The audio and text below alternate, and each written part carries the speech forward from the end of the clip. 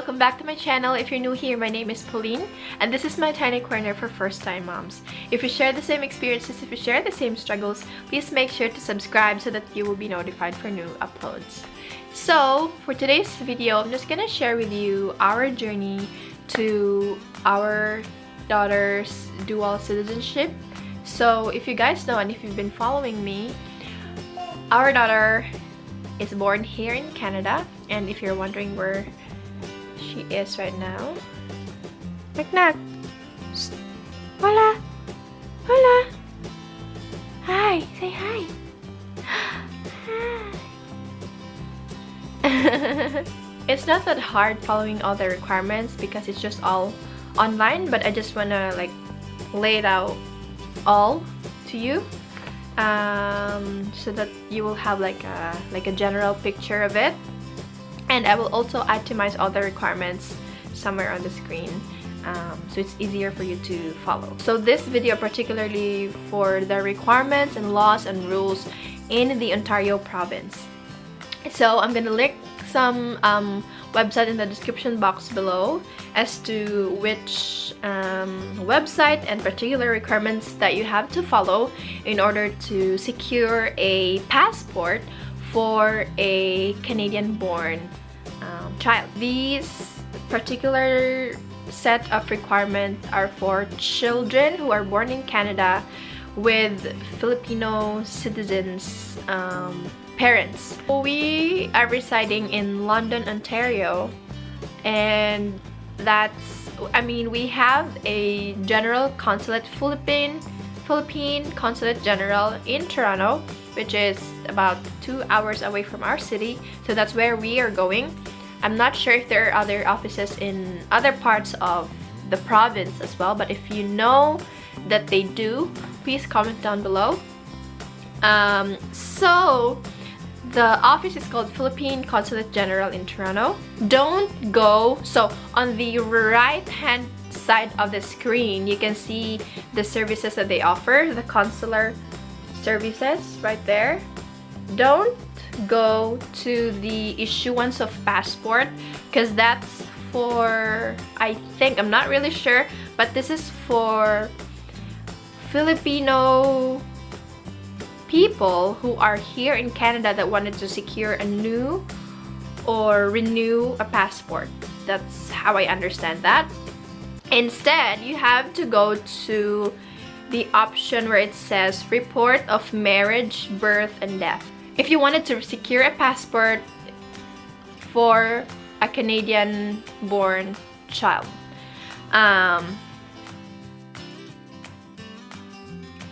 So again, Paula is born here in Canada, and if you haven't checked my birth vlog, I'll put it on a card right here probably. The following requirements are for children born to Filipino parents.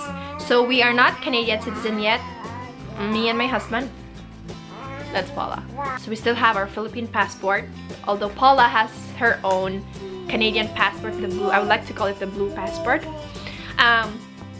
So the requirements are, number 1 is original and 3 photocopies of statement of live birth, registration of birth, the long form issued by the Office of the Registrar. Office of the Registrar General for Ontario, and it says here that there are also other forms for Vital Statistics Agency for people in Manitoba. But since we're not there, we're from Ontario, we will secure the 3 photocopies of the long form of the live birth. You have to produce 3 photocopies, but you also have to bring the original. So the original and the 3 photocopies of the long form birth certificate. Number 2, duly accomplished report of birth forms. That's also available on their website. As I've mentioned, I will put it in the description box below. So this is how it looks like. This is the form.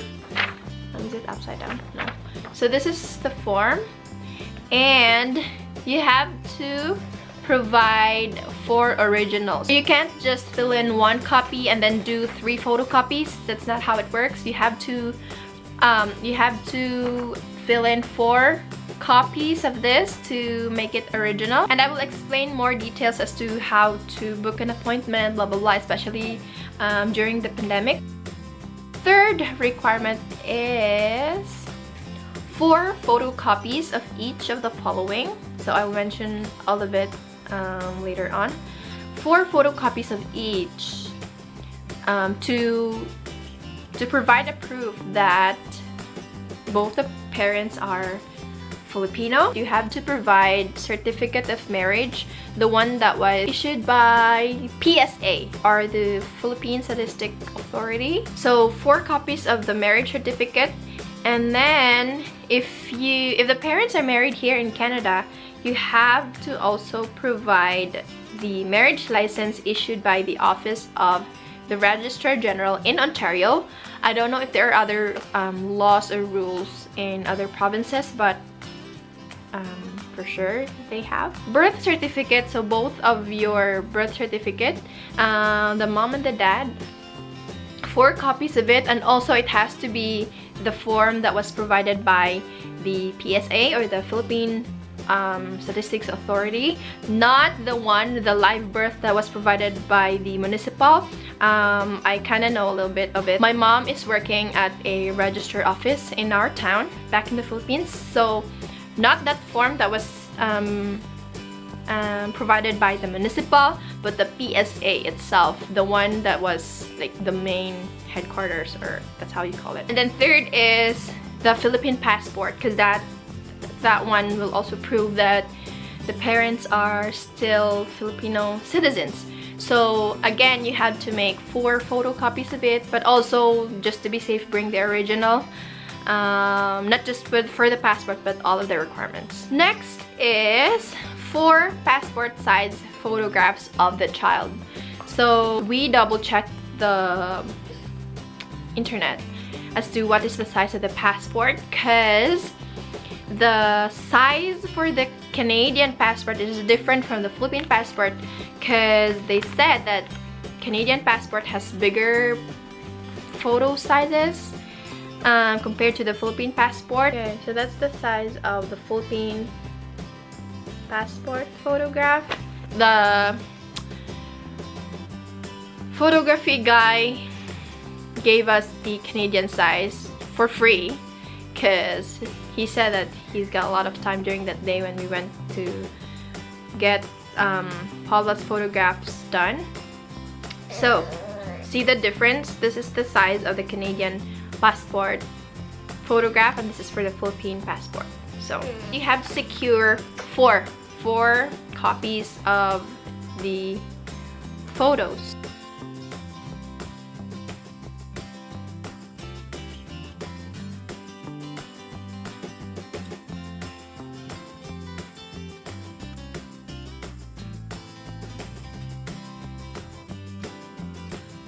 If the parents are unmarried, they had to secure 4 copies of each of the following. One is the Affidavit of Admission of Paternity that is executed by the father. So the father will fill up 4 copies of the Affidavit of Admission of Paternity. And then another thing that the father has to secure is Affidavit to use surname of the father. So again, 4 copies of those. So third is sworn attestation that is executed by the mother. And then the fourth one is Affidavit of Illegitimacy. That is also done by the mother. Before the pandemic, you can just visit their office in Toronto. But now, during the COVID, they required you to set an appointment before you can process your request. So you can either book a phone call or email. What I did was email them to secure a spot for our appointment, which is on Friday. There's another very important thing that you have to secure. You have to secure an XpressPost return envelope so that they can mail you back the copy of the report of birth. There are 2 ways you can secure the report of birth. One is through mail, and 2 is the in-person appointment, which is what we will be doing on Friday. The only difference is that, of course, for the mail, you have to like wait for the requirements to you know, that you have to wait for them to receive the requirements through mail.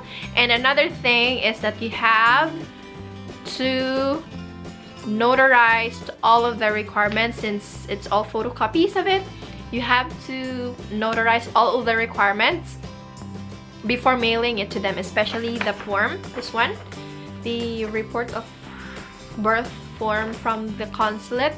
You have to notarize that one, but since we are doing an in-person appointment on Friday, we don't have to. We just have to fill in the necessary information. I think I've discussed everything. If you enjoy, if you like, if you learned something from this video, if you find this helpful, please make sure to like, share this away to your friends, for your mom friends,